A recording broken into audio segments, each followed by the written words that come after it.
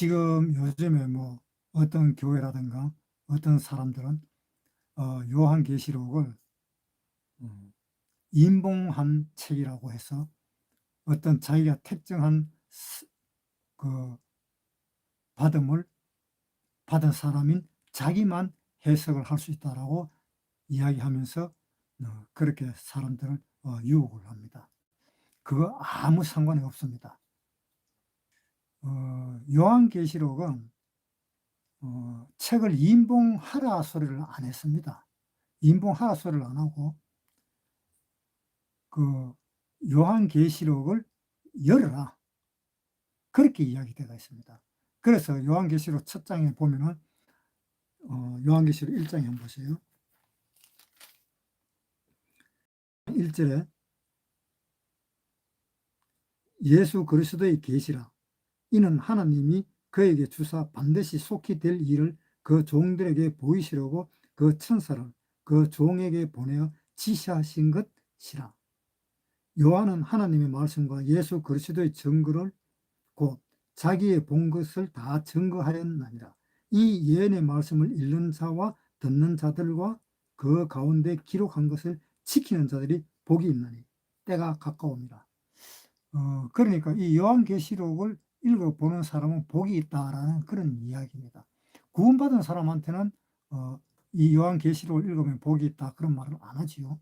구원받은 사람은 이미 복을 받았기 때문에. 그래서 구원 안 받은 사람들 보고 지금 하는 이야기입니다. 그러니까 이 요한계시록을 사람들은 이 인봉하지 마라 하는 것을 하나님은 분명히 이야기했고, 또 이 사도 요한으로 인해서 펼쳐진 것이기 때문에 이것은 인봉한 거나 지금 안 한 거나 상관이 없습니다. 사도 요한이 살아있을 때에 하나님이 계시를 열으라 그랬으니까. 그래서 지금은 다 열렸고, 인봉하라 하는 말이 있는 것은 다니엘서에 보면 있습니다. 다니엘서에 한번 봅시다. 다니엘 11장 4절. 다니엘아, 마지막 때까지 이 말을 간수하고 이 글을 봉함하라. 많은 사람이 빨리 왕래하며 지식이 다하리라. 자, 다니엘한테는 뭐라고 했는가 하면 마지막 때까지 이 말을 간수하고 이 글을 봉함하라 라고 이야기되어 있습니다. 이 다니엘은 이스라엘 사람이죠. 물론 사도 요한도 이스라엘 사람입니다. 그런데 이 다니엘이 이 성경을 읽고 봉해라 하는 그것은 이 유대인들에게 하는 이야기, 이스라엘 사람들에게 하는 이야기이고, 사도 요한은 이 계시를 봉하지 마라 하는 그 사도 요한의 말은 이스라엘이 아닌 이방인을 포함한 전 세계 사람들에게 하던 이야기입니다. 그러니까 다르지요, 이야기 대상이. 그래서 사도 요한은 그 계시를 풀었고 또 하나님이 직접 가르쳐 줬는 겁니다. 그런데 이 다니엘과 요한계시록은 분명히 다른 시대에 있는 사람입니다.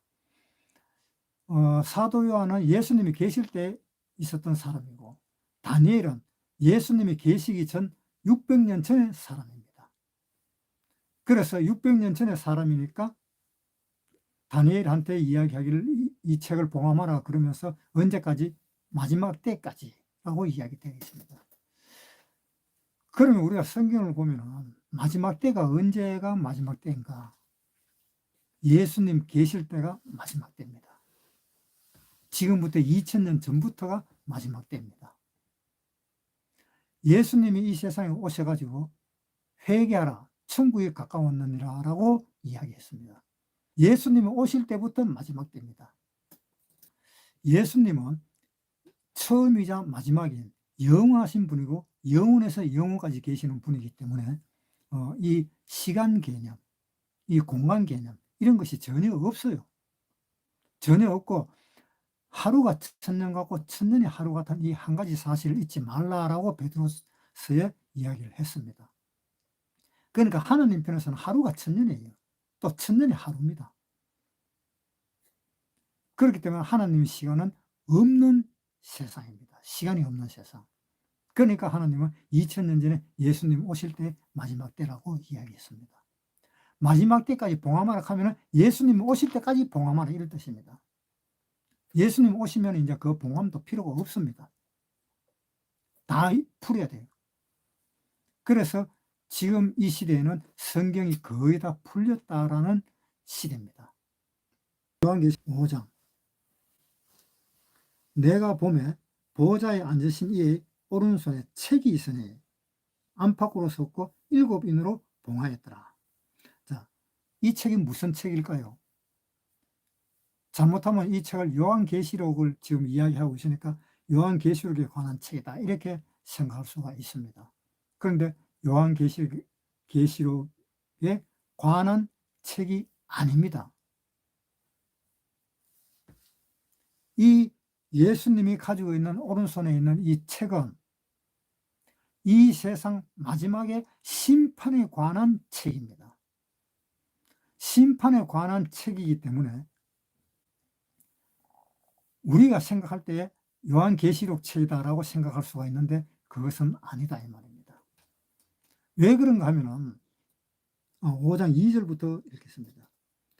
또 봄에 힘 있는 천사가 큰 음성으로 외치기를 누가 책을 펴며 그 인을 떼기에 합당하냐 하니 하늘 위에나 땅 위에나 땅 아래에 능히 책을 펴거나 보거나 할 리가 없더라. 이 책을 펴거나 보거나 하기에 합당한 자가 보이지 않기로 내가 크게 울었더라.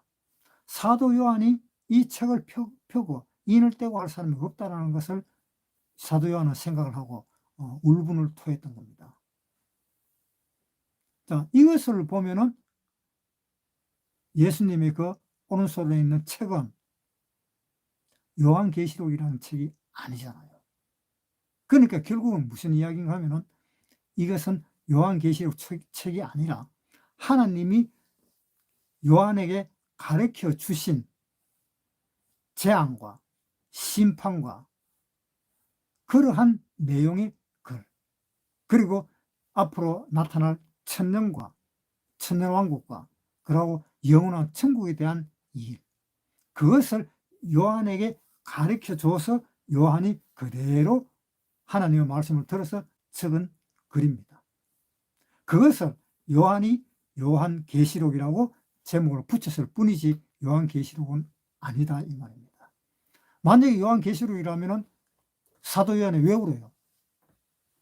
자기가 다 썼는데, 자기가 인을 다 예수님이 인을 띄고 하는 그 내용을 요한이 다 썼는데 울기는 왜 우느냐고. 그러니까 이것은 하나님의 심판과 영원한 천국, 천년왕국에 대한 글이다라는 것을 이야기하고 있습니다. 자, 그 다음에 5장 1절에 다시 읽을게요. 내가 보매 보좌에 앉으신 이의 오른손에 책이 있으니 안팎으로 섰고 7인으로 봉하였더라. 자, 7인으로 봉했습니다. 그 다음 2절에 또 보매 힘 있는 천사가 큰 음성으로 외치기를 누가 책을 펴며 그 인을 떼기에 합당하냐 하니 하늘 위에나 땅 위에나 땅 아래에 능히 책을 펴거나 보거나 할 리가 없더라. 이 책을 펴거나 보거니가 하기에 합당한 자가 보이지 않기로 내가 크게 울었더니 장로 중 하나가 내게 말하되 울지 말라. 유대 지파의 사자 다윗의 뿌리가 이겼으니 이 책과 그 7인을 떼시리라 하더라. 여기에 이제 이 책을 인을 뗄 사람이 없다고 하면서 사도 요한이 이제 통곡하면서 우니까 한 장로가 나와가지고 이야기하기를 다윗의 뿌리가 이겼으니 이 책과 그 7인을 떼시리라 하더라. 자, 이 7인을 떼는 그 사람이 바로 누구냐 하면은 예수님이라는 겁니다. 예수님이 이 글을 썼고 예수님이 이 인을 떴습니다. 이 글을 쓰신 분이 이 인을 떼는 거예요. 그래서 이 세상에는 이 인을 뗄 사람이 없는 겁니다. 그러니까 문제는 뭔가 하면은 자, 5절에 장로 중에 하나가 내게 말하되 울지 말라. 유대 지파의 사자 다윗의 뿌리가 이겼으니 이 책과 그 7인을 떼시리라 하더라. 여기에서 유다의 사자의 다윗의 아들이 인을 떼기에 합당하다. 그러면은 이 인을 떼일 때에 보세요. 장로 중에 하나가 내게 말하되 울지 말라. 유다 지파의 사자와 다윗의 뿌리가 이겼으니 이 책과 그 7인을 떼시리라 하더라. 이 책과 7인을 떼는데 어떤 사람이 떼느냐 하면 다윗의 뿌리가 이겼다. 이겼다는 말은 무슨 말입니까? 마귀한테 이겼다는 뜻입니다. 그러니까 지금 우리 구원받은 사람들은 죄와 싸우는 사람들이 있습니까? 구원받은 사람들은 죄와 싸우는 사람이 없어야 돼요. 죄와 싸우는 사람이 있으면 안 돼요. 왜 그래요? 우리 구원받은 사람은 하나님께서 우리 죄를 완전히 용서해 줘버렸기 때문에 과거의 죄도 용서가 됐고 현재의 죄도 용서가 됐고 미래의 죄도 용서가 됐습니다. 그런데 죄와 싸운다? 그건 문제잖아요. 자, 보세요. 히브리서 9장 28절. 이와 같이 그리스도도 많은 사람의 죄를 담당하시려고 단번에 들으신 바 되셨고 구원에 이르게 하기 위하여 죄와 상관없이 자기를 바라는 자들에게 두 번째 나타나시니라. 예수님이 두 번째 나타나신 이유가 뭡니까? 죄와 상관없이 자기를 바라는 자. 예를 들어서 하나님이 지금 오신다 그러면 아이고야 내가 죄를 너무 많이 지었구나. 회개해야지. 그러면서 회개하는 사람들이 있다면 그는 문제입니다. 그럼 이제 이런 문제가 생길 겁니다. 우리가 구원을 받고 난 뒤에 하나님처럼 착하게 살 수가 없지 않느냐. 매일같이 죄를 짓지 않느냐. 죄를 지으면서 매일같이 요한 1서에 하는 말이 매일같이 죄를 지었으면 그 죄를 자백하라. 아이고 내가 자백을 안 했구나. 이렇게 생각을 하면서 예수님을 맞이한다면 그것은 뭔가 잘못된 겁니다. 왜 그럴까요? 지금 우리가 이 성경 이야기를 듣는 이 순간을 벗어나면 또 죄를 지을지도 모릅니다.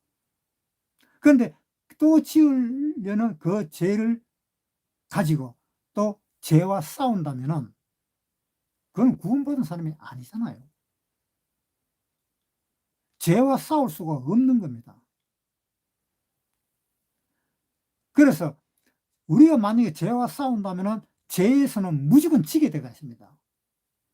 로마서에 한번 보세요. 로마서 7장 17절. 이제는 이것을 행하는 자가 내가 아니요 내 속에 거하는 죄니라. 내 속 곧 내 육신에 선한 것이 거하지 아니하는 줄을 아노니 원함은 내게 있으나 선을 행하는 것은 없노라. 선을 행하는 것이 없다 그랬잖아요. 19절. 내가 원하는 바 선은 하지 아니하고 도리어 원치 아니하는 바 악은 행하는도다. 만일 내가 원치 아니하는 그것을 하면 이를 행하는 자가 내가 아니요 내 속에 거하는 죄니라.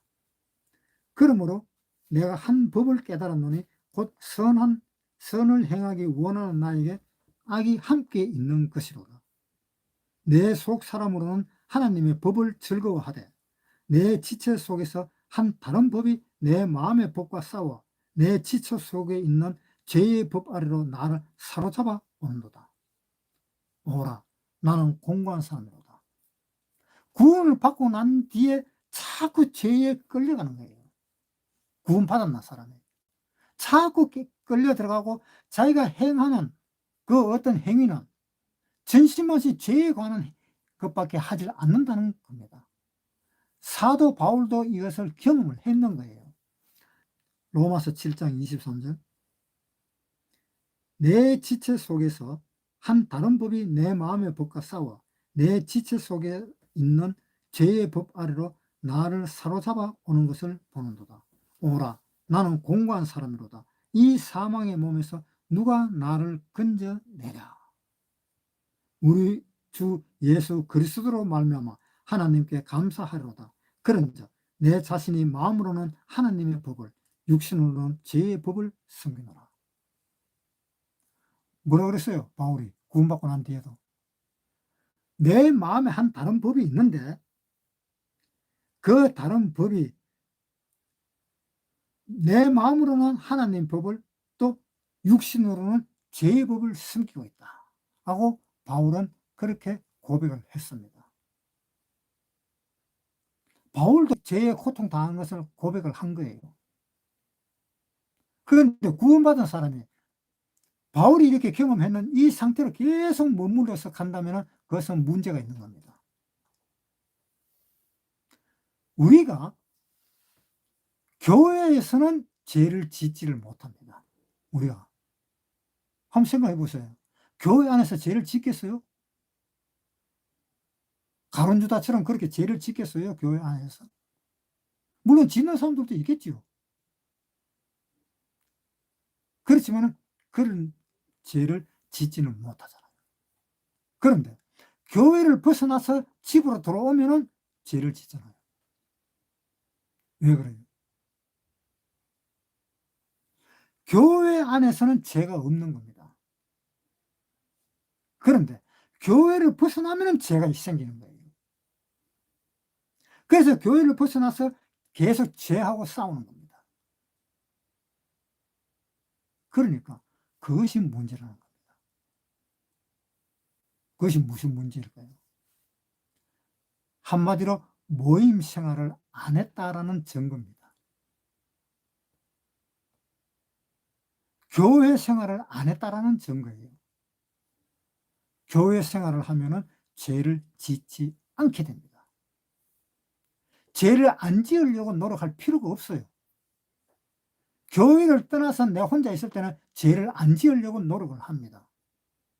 그러나 교회 속에 퐁당 빠져버리면 그런 노력도 필요가 없습니다.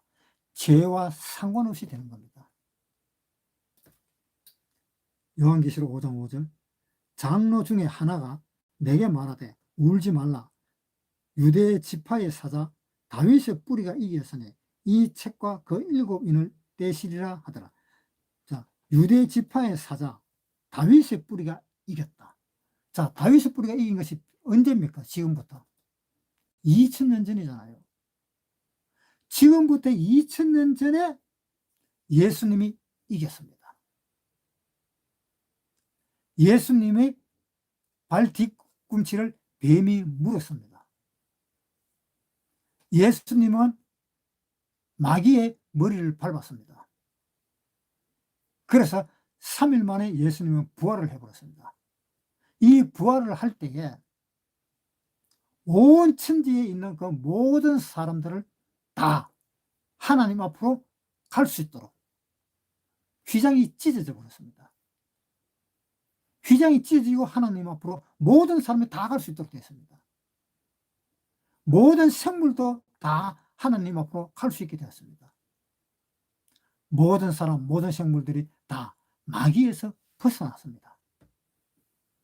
그런데 마귀에서 벗어난 줄을 모르고 계속 그 마귀 속에서 살고 있는 사람이 있어요. 그 사람들은 바로 구원을 받지 않았던 사람입니다. 구원받은 사람은 하나님을 향해서 살게 되어 있습니다. 구원받지 않았는 사람은 마귀를 향해서 살게 되어 있습니다. 하나님이 2000년 전에 3일 만에 부활했을 때에 우리를 해방 다 시켰잖아요. 요한계시록 1장에 보세요. 요한계시록 1장 5절. 또 충성된 증인으로 죽은 자들 가운데서 먼저 나시고 땅의 임금들이 머리가 되신 예수 그리스도로 말미암아 은혜와 평강이 너희에게 있기를 말하노라. 우리를 사랑하사 그의 피로 우리 죄에서 우리를 해방하시고, 자, 예수님의 피로서 우리를 해방하셨다. 그러니까 우리가 예수님의 피로서 해방을 했기 때문에 이제 죄에 대해서는 상관이 없잖아요. 그러니까 아직도 죄에 대한 생각을 하시는 분이 있다면은 하루라도 빨리 모임으로 나가세요. 모임으로 가셔야 돼요. 그러면 죄가 없어집니다. 모임 바깥에 있으면 죄가 있어요. 그래서 그 인을 떼는 그 사람이 바로 누군가 하면은 다윗의 뿌리. 다윗의 뿌리가 이 요한계시록, 즉 하나님이 인봉해 놓은 그 계시록, 그 계시록을 떼는 겁니다. 요한계시록 5장 다시 보세요. 4절부터 이 책을 펴거나 보거나 하기에 합당한 자가 보이지 않기로 내가 크게 울었더니 장로 중 하나가 내게 말하되 울지 말라. 유대 지파의 사자 다윗의 뿌리가 이겼으니 이 책과 그 7인을 떼시리라 하더라. 자, 다윗의 뿌리가 이겼다. 그러니까 다윗의 뿌리가 이겼으니까 이겼으니까 이제 책을 뗄 수가 있잖아요. 만약에 이기지를 못했으면 어떻게 돼요? 이기지를 못했으면 베드로후서 한번 보세요. 베드로후서 2장 19절. 저희에게 자유를 준다 하여도 자기는 멸망의 종들이니 누구든지 진자는 이긴 자의 종이 됩니다. 진자는 이긴 자의 종이 된다. 그러니까 아담이 선악과를 따먹고 이 세상에 쫓겨났을 때는 아담은 하나님한테 구원을 받고 이 세상에 쫓겨났고 그 후손들 가인이나 아벨에서 아벨은 피의 제사로 하나님께 구원을 받고 가인은 제사를 지내지 않았기 때문에 피의 제사를 지내지 않았기 때문에 구원을 받지를 못했습니다. 그 사람은 마귀의 자식입니다. 그러니까 마귀의 자식이 된 사람은 그 마귀한테 이길 수가 없잖아요. 왜? 진자는 이긴 자의 종이 된다 그랬으니까. 우리나라하고 미국하고 전쟁이 붙었어. 우리나라가 졌어요. 우리나라 졌는데 미국 사람이 우리나라를 지배를 하는데 우리가 큰 소리 칠 수 있어요? 큰 소리 못 치잖아요. 그것처럼 마귀한테 졌기 때문에 마귀한테 큰 소리를 치지를 못하는 겁니다. 왜? 우리가 졌기 때문에. 그런데 예수님이 이겼잖아요. 3일 만에 부활해버렸잖아요. 죄가 없어가지고 쫓겨나버렸잖아요. 지옥에서. 지옥에서 예수님이 쫓겨나가지고 천사 어디로 갔어요? 하늘나라로 갔잖아요. 그래 쫓겨났다 하니까 말이 좀 이상한데 지옥에서 받아주질 않았잖아요. 왜? 죄 없는 사람이기 때문에. 그래서 예수님은 그대로 부활해가 하늘나라로 가셨어요. 그러니까 마귀한테 이긴 거잖아요. 그러니까 마귀한테 이겼는데 이기는 그 사람이 이 인을 뗄 수 있다 이 말입니다. 그래서 뭐라 그러는가 하면 유다 지파의 사자 다윗의 뿌리가 이겼으니 이 책과 그 7인을 떼시리라 하더라. 그래서 이 책의 7인을 이제 예수님이 떼기 시작하는 겁니다. 다음 시간에 다시 하겠습니다.